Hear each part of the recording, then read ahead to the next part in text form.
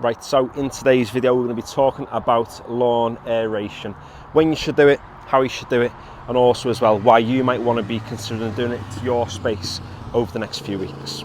So the main aim of aeration is, like it says on the tin, it's to get air down into that soil, but also as well to help water to percolate through, which just basically means the ability for water to pass through your lawn. And there's a couple of different ways we can achieve aeration, the first of which is by using a solid tine aerator or even a garden fork. As you can see on the end here, we have these solid tines, and what they do is just quite simply punch holes into the soil, enables the water to pass through, it enables the air to get down there as well. However, this isn't as effective as this, and that's for quite a few different reasons. The solid tine aerator, like I've already said, is just going to punch a hole into the soil, whereas a hollow tine aerator is actually going to remove the core from the soil itself. The solid tine holes are going to close up much quicker than obviously what the hollow tine holes will, because obviously we've removed part of that soil, and that's just going to mean that we're going to get much longer term benefits from doing a process like this as opposed to just using a regular garden fork. Removing these solid cores just means that, you know, water's going to percolate much better through that soil profile now that we've removed a core from the soil.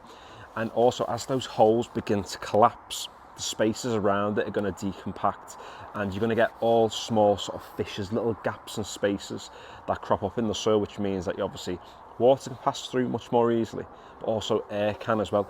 And they're the two vital things that we want actually moving continuously through our soils. It will decompact your soil as well, but obviously how compacted your soil is depends on loads of different factors. It can depend on, you know, the type of soil that you've got. Have you got quite a free draining sandy soil? Have you got a heavy clay soil?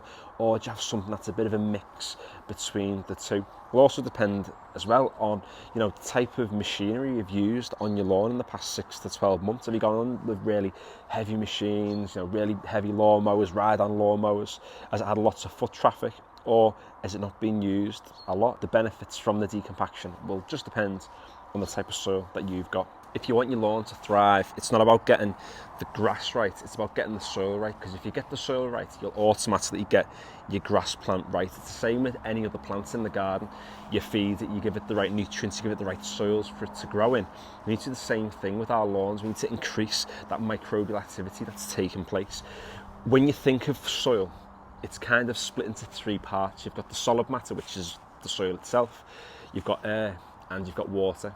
In the summer, you've kind of got a really good balance. When it comes to the winter, that balance is knocked right off. We have much more water and much less air, and the reason behind that is because every time it rains, that water is squeezing more and more air out of the soil, which means those microbes in the soil are going to find it harder to multiply, to thrive, and that's why your lawn becomes a little bit weaker over the winter. And the final main benefit is the fact that it gives your roots somewhere to go.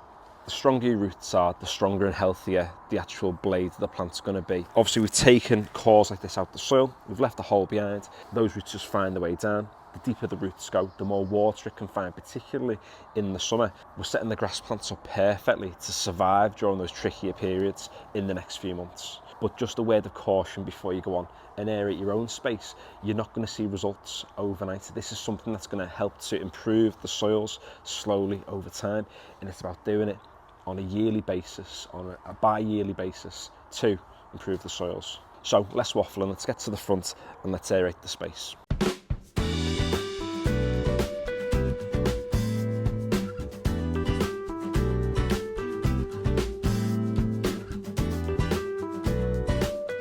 Now, a key lesson I learned last year when I did this was not just to wear gloves, but to put 2 pairs of gloves on, because if you don't, you're going to blister city.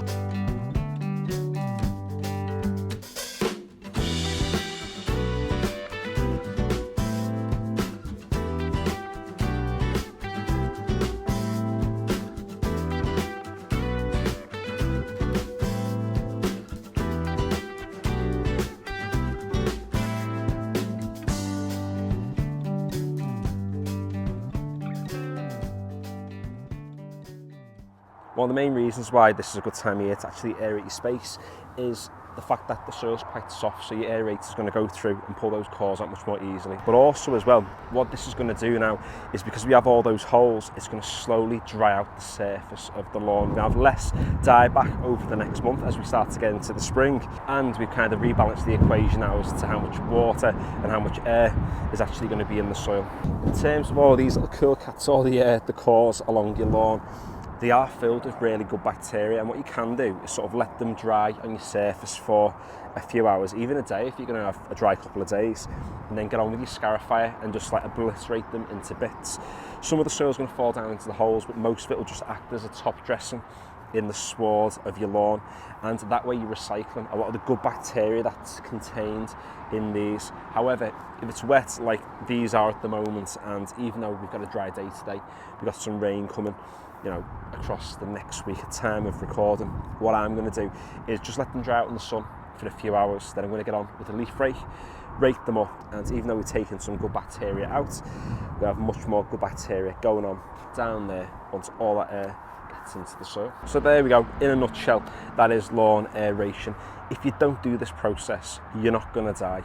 Your lawn isn't going to die. What it is about is improving that microbial activity. It's improving that soil and getting ourselves a better lawn over the next few months, because we've invested that time now, and what it's going to mean is we're going to have a much healthier soil, a much healthier sward as we get through spring and even through the summer as well. So if you have enjoyed today's video, or if you have found it useful, consider giving the video a like. I'll leave the link to my Instagram in the description below as well if you'd like to follow me on there. I've got lots of videos planned for the next few months, loads of lawn renovation stuff, quite a few garden renovation things as well, stuff we're going to be building, stuff we're going to be making. So if you haven't already and you want to stick around on this channel and check out any of that content, consider subscribing. And finally, thanks for watching.